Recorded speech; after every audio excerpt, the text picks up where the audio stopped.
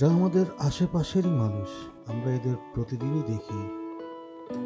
কখনো হয়তো এদেরকে দেখি আমাদের বাসার কাছেরই কোনো একটি বস্তিতে। জীবন অত্যন্ত কঠিন এবং নির্মম। এদের না আছে মাথা গোঁজার ঠাঁই, না আছে শীতের কোনো বস্ত্র, উষ্ণ স্থান।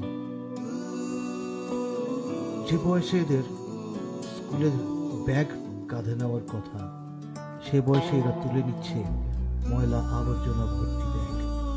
ডাস্টবিনের খাবার এদের ক্ষুধার অন্ন।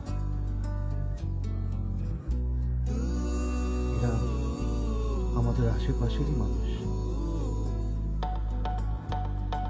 এদের হাসি ফোটাতে চাই। কত মূল্য দেবেন আপনি এই হাসির জন্য? এই হাসির মূল্য আপনার কাছে কত? এদের জন্য শিক্ষার আলো, দুবেলা খাবারের জন্য